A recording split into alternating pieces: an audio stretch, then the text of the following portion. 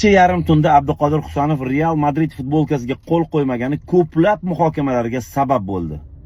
Azizlar, Real Madrid bizga kim bo'pti? Barselona kim bo'pti? Barcha Real Madridni muxlislariga hurmat saqlagan holda aytaman, Abduqodir Husanov 20 yoshli o'g'lon butun dunyoga O'zbekiston nomini taratib qo'ydi. Butun dunyo o'zbek o'g'lonini olqishlayapti. Hatto o'sha Lansda o'ynab yurgan paytida ham bu narsalar boshlangandi. U professional futbolchi va professional futbolchini professional kontrakti bo'ladi. Albatta kontraktida bu punktlari bor. Qo'l qo'ymaslik, reklamada tushmaslik va hokazo. Qaranglar, hattoki Holland ham reaksiya bildirdi. Manchester City'ning fan klubini Instagram sahifalari, juda ham boshqa futbol funksionerlari buni maqtovga oldi, barakaladi. Aytaylik, kecha kungi Qirg'iziston bilan futbolchi bilan bo'lgan haligi stichka bitta urildi, ikkinchisi shuna qochib qoldi.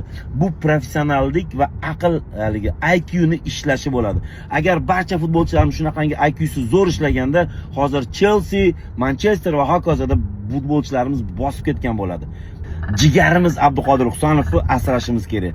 Kommentariyada asablarga tegmasdan, negativ qilmasdan, o'zi o'sha negativchilar bir bo'xti ham qilgani yo'q hayotida, o'zi bir baloni ham qilgani yo'q, lekin kommentariy yozishni biladi. Inshaalloh Eronni enasini uch qo'rg'ondan ko'rsatib qaytasizlar deganlar bitta like bosib qo'yib, bu videoni Real Madridchi do'stlarimizga yuborib qo'ying.